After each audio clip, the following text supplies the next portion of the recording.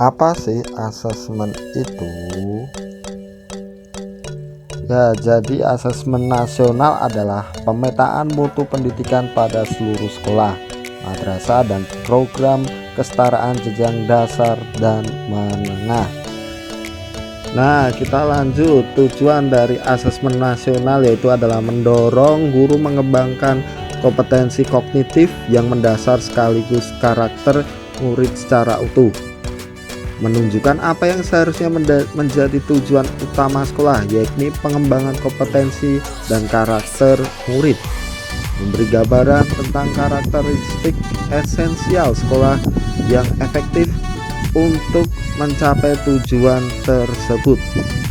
Ya, jadi kita tahu tujuan dari asesmen nasional yaitu adalah untuk pengembangan kompetensi kognitif, terus sekaligus karakter murid dan pengembangan kompetensi.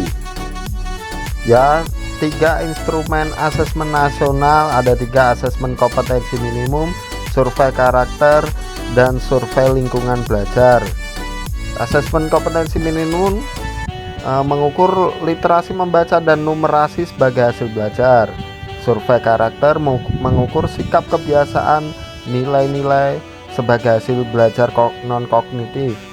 Survei lingkungan belajar mengukur kualitas pembelajaran dan iklim sekolah yang menunjang pembelajaran yang ada di sekolah.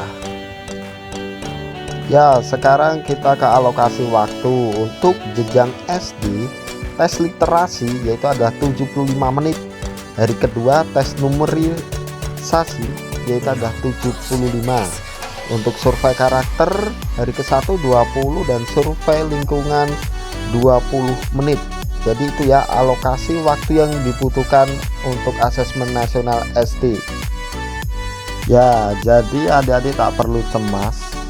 AM asesmen nasional itu tidak menentukan kelulusan. Yang kedua, tidak diberikan di akhir jenjang. Ketiga, hasilnya tidak memuat nilai secara individu. Yang keempat, hasilnya diharapkan jadi dasar perbaikan pembelajaran. Dan yang terakhir yaitu hasil asesmen nasional akan digunakan sebagai data baseline, tidak untuk menilai kinerja satuan pendidikan ataupun wilayah. Langsung aja klik Google, ketik SIM PKB, dan lalu klik portal layanan program GTK Kemendikbud.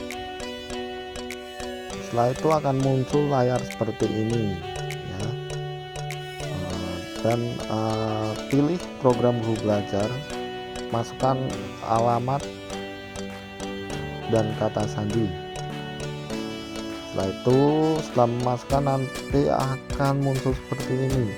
Ayo belajar bersama dalam program guru belajar seri asesmen kompetensi minimum.